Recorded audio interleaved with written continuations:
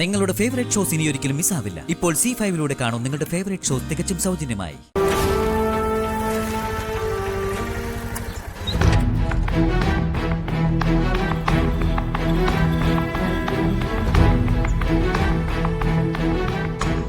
പ്രിയ മാഡത്തിന്റെ വീടല്ലേ ഇത്?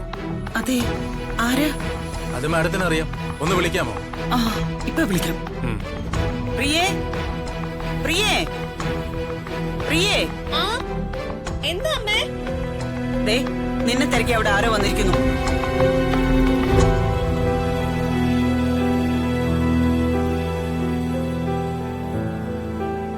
മാഡത്തിന് ഞങ്ങളെ മനസ്സിലായില്ലേ?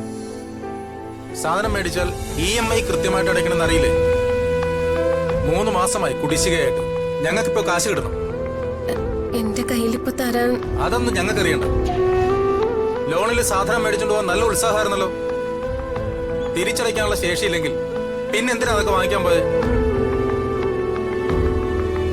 എന്താ എന്താ പ്രശ്നം? ഇവരുടെ അമ്മയാണോ? അതെ. നിങ്ങളുടെ മോള് ഞങ്ങളുടെ സ്ഥാപനത്തിൽ നിന്ന് ലോണിൽ ഒരുപാട് സാധനങ്ങൾ വാങ്ങിച്ചിട്ടുണ്ട്. EMI 3 മാസമായിട്ട് മുടങ്ങി. അത് മേടിക്കാൻ വേണ്ടിയിട്ടാണ് ഞങ്ങൾ വന്നത്.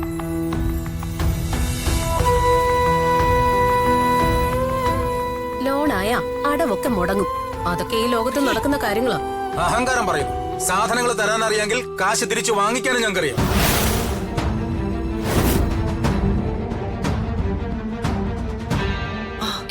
എന്താ പ്രശ്നം? ഞാനൊരു ലോൺ എടുത്തു. തവണകൾ മുടങ്ങാൻ കാരണമുണ്ട്. തവണകൾ അടയ്ക്കാന്ന് രാജുവാ ഏറ്റിരുന്നത്. അവൻ എന്നെ ചതിച്ചു. അതിന് ഭീഷണിപ്പെടുത്തി കാശ് മേടിക്കാൻ വന്നിരിക്കുക അവര്. എത്ര രൂപ പെൻഡിംഗ് ഉള്ളത്? 17,000 രൂപയുണ്ട്. ഇതിനാണോ നിങ്ങൾ ഇവിടെ കിടന്ന് ഈ പ്രശ്നം ഉണ്ടാക്കുന്നത്?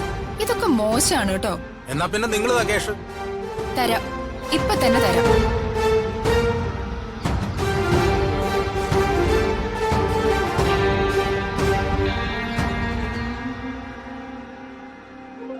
ആ, അയച്ചു. കിട്ടിയല്ലോ അല്ലേ? ആ, കിട്ടി. ആ, ഇനി സമാധാനമായിട്ട് തിരിച്ചു പോണം.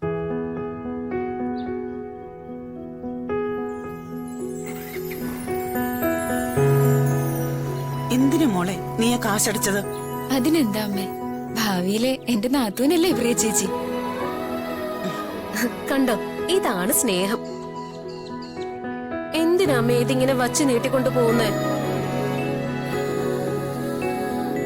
രാജുവിന്റെയും രമ്യയുടെയും കല്യാണം എത്രയും പെട്ടെന്ന് നടത്തിയാൽ എന്താ കുഴപ്പം?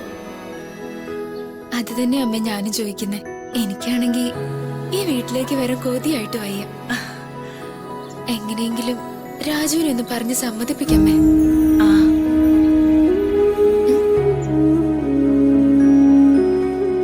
പൂത്ത കാശ മഹാലക്ഷ്മിയാ.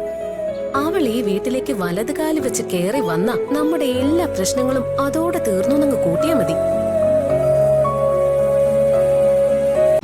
ഡൗൺലോഡ് ചെയ്യൂ C5 ആപ്പ്. കാണൂ എല്ലാ എപ്പിസോഡുകളും സൗജന്യമായി.